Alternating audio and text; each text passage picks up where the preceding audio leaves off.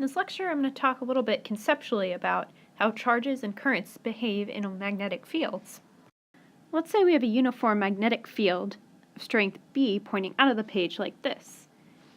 Then let's put a point charge moving with velocity v in the plane of the page right here.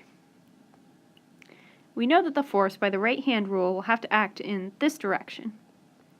So what does this mean for the motion of our particle? Well, the force will change the direction, but not the magnitude of the velocity, since it's acting exactly perpendicular to the velocity.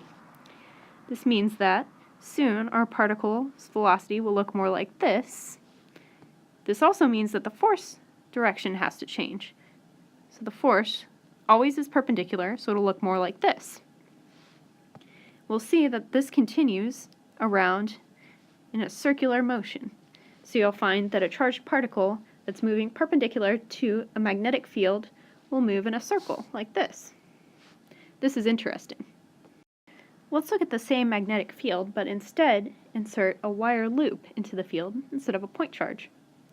This wire loop extends off into infinity in this direction.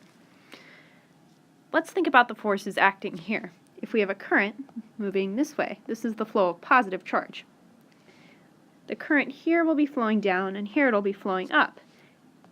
These will be the same in magnitude, but exactly opposite in directions. We know that the forces on these two parts of the wire will cancel out. Then, this is the only significant component.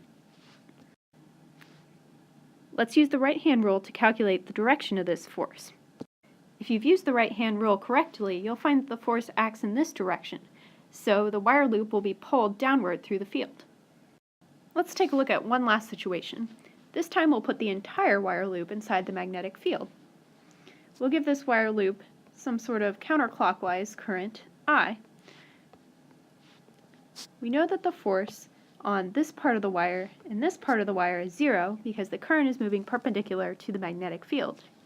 So the current here and the current here are the only significant parts of this problem. Let's think about the right-hand rule on each side independently. On this side of the loop, we'll see that the right-hand rule indicates that the force is into the page, whereas over here, the force will be out of the page. These forces balance out, so this means our wire loop won't travel to the left, to the right, up or down, but it does mean that the wire loop will rotate. So the top part, the wire here, will be forced upwards, and the wire here will be forced downwards until it rotates. These are just a few of the simple behaviors of charged objects in magnetic fields.